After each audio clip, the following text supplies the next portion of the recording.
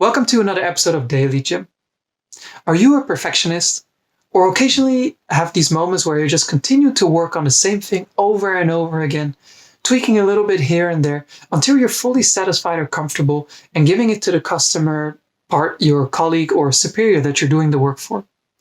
I was definitely somebody like that when I first started out in my career. But over time, I realized that what was underneath everything was not the strong motivation to create the perfect value for the customer, superior, or colleague, but more so a fear of judgment that I would receive if I would give something of subpar quality. The funny thing about quality is, though, that everything is subjective. Every time I would deliver something that I would think would be in the most perfect state, I would still receive some feedback, sometimes more than other times. And sometimes it was critical, and other times it was very minor. But everything in the end is in the eye of the beholder. Take, for example, a computer or a phone. Even though you can measure all the specs and you can objectively say that one is more powerful than the other, the actual value or quality of the product is still perceived differently by different people, depending on their needs or their wishes. From there, the second thing I started realizing is what exactly entails quality.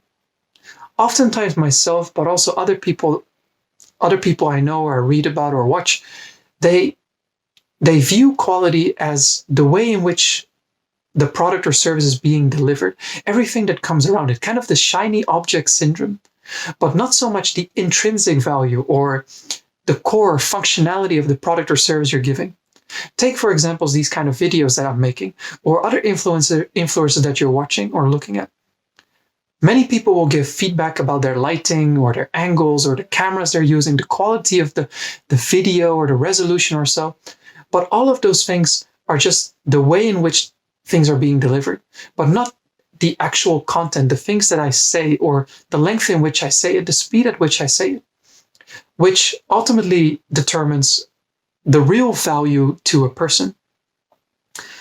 Finally, the final realization I made was that what gives intrinsic fulfillment to myself, is not so much giving out the perfect quality, but more so the feeling of progress.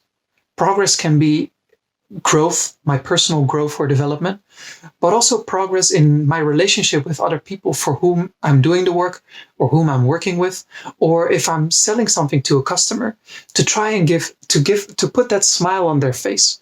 And even if the quality I'm delivering might only be 80% of what they're expecting, when they give that feedback to me, and then I improve on that and I give it back to them and I improve their satisfaction to 90% or 100%, even though you can never fully measure everything, just improving on that and getting that feedback loop going, that person will feel progress. And the same for me, I will feel progress too.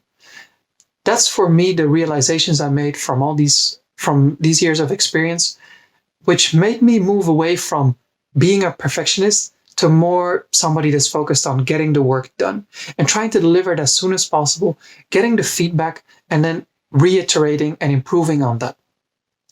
That's all I have for today's video. I hope it was useful to you and that you will start getting out of this perfectionistic loop and more thinking about how can I deliver value as quickly and as best as possible and just take it from there. I'll be back with another video on Monday. Have a nice day today and have a nice weekend, everybody.